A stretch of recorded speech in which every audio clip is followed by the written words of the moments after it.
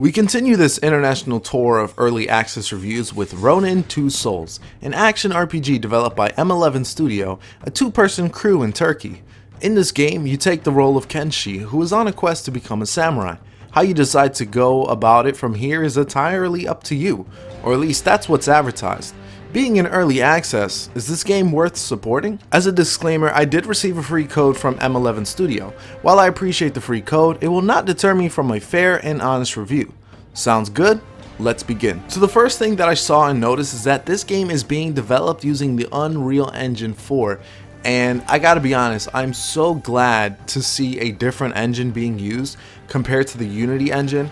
No disrespect to the Unity engine, I mean it's a great engine and all, but it seems like every freaking early access game, uses it, or some kind of indie game always seems to use it.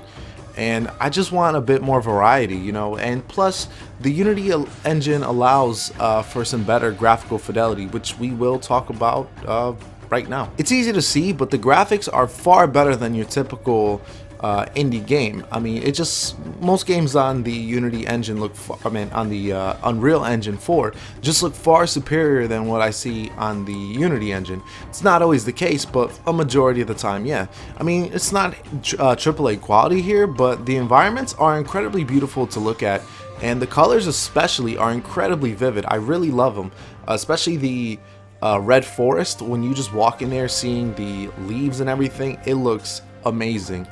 The models themselves are fine, but the problem is when it comes to the animations, they look really bad. And it looks like that so far there's a lot of recycled character models. Hopefully down the line we can see more unique models, because it really repeats and it really gets annoying. Plus it's confusing who the hell you're talking to, since everyone looks like an old man or a young man. So when you start off this game, it starts you with an incredibly long intro. The voice acting is all done in Turkish, with plans for an English dub down the line. When that will happen, who knows? Basically, it's just an exposition dump that throws way too much information out at once, and I usually try to watch these introductions to understand what's going on. The translation is a little bit rough at times, but I just skipped it, not because of that. It was just too much information, and honestly a lot of it just doesn't apply, or doesn't seem to apply anyways for what's given so far, so just skip it. Afterwards, you start in your house, where a lady approaches you asking to help you find her dad, and you can choose to accept or deny, and the game will, then react accordingly. And it really goes to show you that the dialogue system in this game is a huge part of the flow and how everything goes. You talk to one person, and you can either be peaceful, or you can just be aggressive and attack them outright. And each will have its own, pros and cons, different benefits and consequences because of those actions. Now, there's only so much that's offered so far, but what it is offered in terms of what they showcase for the dialogue is very well done, and I would like to see this definitely expanded more. So you move around with the mouse and keyboard, and everything felt fine for the most part. Basically the game contains just a bunch of side quests. I don't know if there was really any quote-unquote main quests. There might have been, but I'm not sure.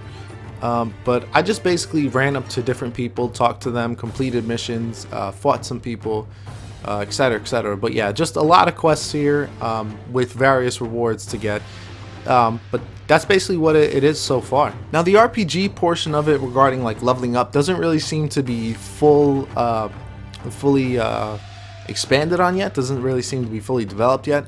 Right now your stats are only affected by your equipment, so basically any hat that you find, any armor or gi that you find, any sword that you find.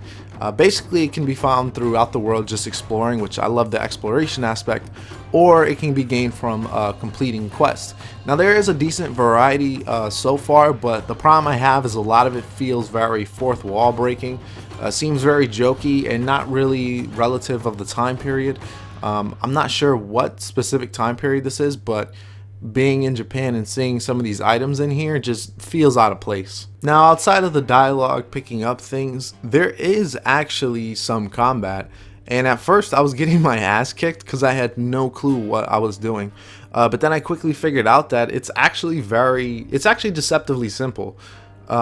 You have 3 stances to switch to, with one of them with one strike each. So basically, you click a button and you perform that strike. Many enemies that you face will go down in either 1 or 2 hits, so it's not too difficult. And it's honestly just all based on timing, which once you get it down, it's very easy to master, just because the AI is very predictable. You can just time it literally in seconds, hit your button to swing, and you basically got it from there. Now, another side thing that was included was the photo mode, and I actually had a lot of fun with this. There's a good amount to adjust with some appreciated extras, such as creating additional particles, such as leaves to be flying around. You can also like change filters and stuff, make it black and white or in color. It's actually, I had a lot of fun with this like taking different pictures and stuff. It was really cool and definitely, highlights some things. Can easily make a thumbnail with this. Now, just looking at the video length and kind of the theme of this, there's not really a lot to do. I kind of just ran out of things to do and honestly just didn't know where to go. And I'm not really sure if that's because of the glitches or just from the lack of content. And I gotta be honest, there's way too many bugs at this point, and there's just way too many glitches. Certain events just wouldn't trigger properly if I approached it wrong. Sometimes the game would freeze. I would restart the game multiple times and couldn't get through certain paths. It just has a very rough alpha feel to it. I would have preferred they waited about a month or two before this came out in early access. But thankfully, the game has been getting patched, so it looks like the developers are in this for a long haul, but I gotta admit, they do have a long way to go. I honestly wish I could recommend it, because conceptually, it's pretty freaking awesome playing as a samurai or someone looking to become a samurai, a Ronin, whatever. And, the story beats there were pretty cool for what was offered, but I just really can't at this stage. I mean, it's way too early. It needs a lot more polish. It needs a lot more content. Again, it has a pretty cool dialogue system, and the premise and concept is awesome, and even the combat itself has some potential, but just isn't fully realized yet.